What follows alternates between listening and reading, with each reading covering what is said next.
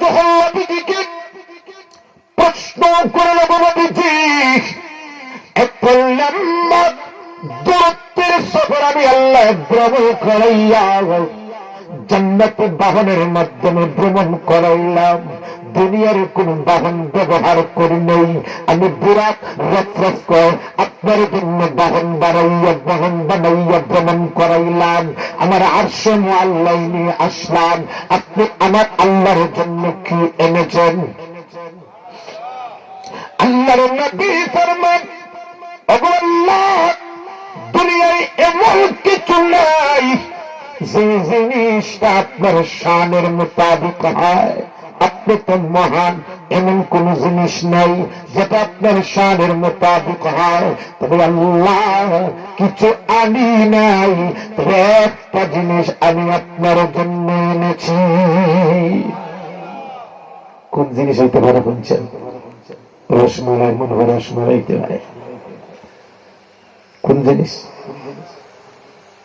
নামাজ ফরজ হইছে না, নামাজ নাকিরা। আল্লাহর নবী ফরমান, আল্লাহ আত-তাহিয়াতু লিল্লাহি ওয়াস-সালাওয়াতু ওয়াত-তাইয়্যিবাত।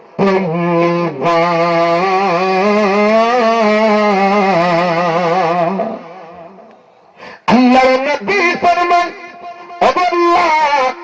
আমার নবীজির জবানের ইবাদত, আমার নবীজির শারীরিক ইবাদত, আমার নবীজির মালের ইবাদত, আমার উম্মতের জবানের ইবাদত, আমার উম্মতের শারীরিক ইবাদত, আমার উম্মতের মালের ইবাদত আমি আপনার জন্য হাদিয়া এনেছি। আল্লাহ খুশি হইবেন না বেজার হইবেন? আল্লাহ বলবেন, নবীজি আপনার হাদিয়া পাইয়া আমি আল্লাহ খুশি হয়ে গেলাম। এবার আপনি বলুন আমার কাছে আপনি কি চান? আল্লাহর নবী ফরমান, আল্লাহ আমি আমার জন্য কিছু চাই না, আমি আমার মেয়ে হাসান, আমার মেয়ে ফাতেমার জন্য কিছু চাই না। আল্লাহ আমার হাসান হুসাইনের জন্য আমি কিছু চাই না, আমার গরিব দামান আলীর জন্য আমি কিছু চাই না, আমার বিবি খাদিজার জন্য আমি কিছু চাই না, আমার ছোট মাসুম বাচ্চা যারা মারা গিয়েছিল তাদের জন্য আমি কিছু চাই না। আল্লাহ যেহেতু আপনি আমাকে সুযোগ দিয়েছেন, আমি যা চাইব আপনি তাই দিয়ে দিবেন। আল্লাহ আমি আমার এতিম উম্মতের মাগফিরাত চাই। আল্লাহ বলবেন, উম্মতের দরদ হবে দাও আপনার উম্মতের মধ্যে দ্বারা যে সমস্ত মুমিন জান্নাতে যাওয়ার উপযুক্ত আমি আল্লাহ সুযোগ দিয়ে দিলাম, আপনি তাদেরকে জান্নাতের দরজা দিয়ে জান্নাতে প্রবেশ করিয়ে নেন।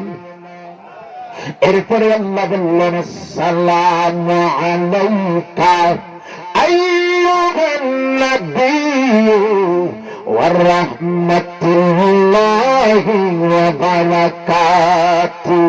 ওগো নবীজি, আপনি এনেছেন আমার জন্য আপনার জবানের মালের আমলের হাদিয়া। আমি আবার বলছি, আসসালামু আলাইকুম। ওগো নবীজি, আপনার উপর আমার আল্লাহর পক্ষ থেকে শান্তির রহমত বর্ষিত হোক।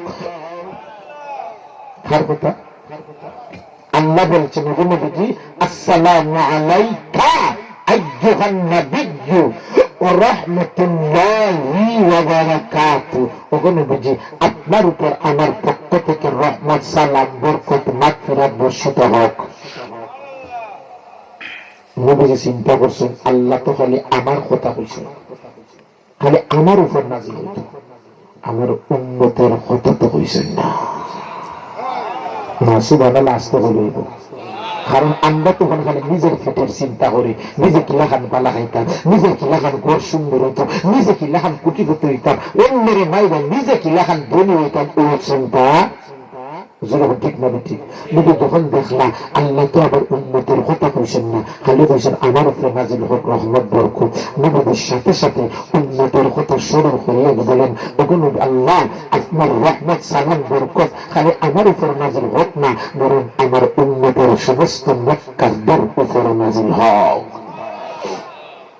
এরপরে নবীজি ফরমান আসসালামু আলাইনা وعلى عباد الله الصالحين। ওগো আল্লাহ, আপনার রহমত বরকত সালাম শুধু আমার উপর নয়, আমার উম্মতের সমস্ত নেককার বান্দাদের উপর নাজিল হয়। আল্লাহ নবীজির মধ্যে কথোপকথন হয়েছে, কথাবার্তা হয়েছে। এরপরে আল্লাহ ফরমান, ওগো নবীজি, আমি আপনার এবং আপনার উম্মতের জন্য সৃষ্টির প্রথমেই আপনাকে হাদিয়া হিসাবে, আপনার উম্মতকে হাদিয়া হিসাবে একটা জিনিস রাখছি, আর এটাই হাদিয়া দেওয়ার জন্য জমিন থেকে আপনাকে ইনভাইট করে আমার আরশে মুআল্লায় এনেছি। আল্লাহ নবী ফরমান, ও আল্লাহ, কি এমন হাদিয়া যেটা দুনিয়ায় ব্যবহৃত হইত, কেন আপনি এত লম্বা ভ্রমণ করাইয়া আপনার মেহমান বানাইয়া সরাসরি দ্বিপাক্ষিক আলোচনার মাধ্যমে দিয়েছেন, কোন সেই হাদিয়া? আল্লাহ ফরমান, ওগো নবীজি, আমি আল্লাহ আপনাকে আপনার উম্মতকে দৈনিক 50 ওয়াক্ত নামাজ ফরজ করলাম। সুবহানাল্লাহ, অনেকে কইছেন না, না হওয়ার কারণ আছে না। 5 ওয়াক্ত আমরা পড়িনি, আপনি 50 ওয়াক্ত আর একটা আজান আছে। কয় ওয়াক্ত দিছে? যখন কয় ওয়াক্ত? নবীজি খুব খুশি, কারণ হাদিয়াটা কার পক্ষ থেকে পাইছেন? আল্লাহর পক্ষ থেকে। নবীজি চিন্তাই করছেন না, নবীজি খুশি, পাগল হইয়া খুশি হয়ে গেছেন, আল্লাহর পক্ষ থেকে 50 ওয়াক্ত নামাজ আনছি। তখন নবীজি আল্লাহর কাছ থেকে বিদায় লইয়া আসমান আরশ থেকে বিদায় লইয়া দুনিয়াত আসার পথে দেখা হয়ে গেছে মধ্যখানে আসমানে হযরত মূসা আলাইহিস সালাতু ওয়াস সালামের সাথে। মূসা আলাইহিস সালাম কয়, ও পয়গম্বর, শেষ নবী পয়গম্বর, কতই না সৌভাগ্যশীল, আমি এখন পর্যন্ত আপনাকে দর্শনের জন্য এখন রয়ে গেছি। কেন? উনি বললেন, ও আমার ভাই মূসা, কেন আমাকে দেখার জন্য এখন রয়েছেন? মূসা আলাইহিস সালাতু ওয়াস সালাম বলেন, ও পয়গম্বর, আখিরি জামানার নবী, আমি দুনিয়ায় যখন ছিলাম তুর পাহাড়ে আল্লাহর সাথে ভিডিও কনফারেন্সে কথা বলেছিলাম। ভিডিও না ভিডিও, অডিও।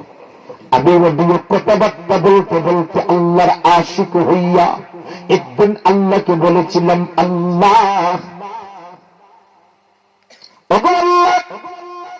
আপনার সৃষ্টি কত সুন্দর, আসমান দিকে তাকাইলে কত সুন্দর লাগে, জমিনের দিকে তাকাইলে সুন্দর লাগে, পাহাড়ের দিকে তাকাইলে সুন্দর লাগে।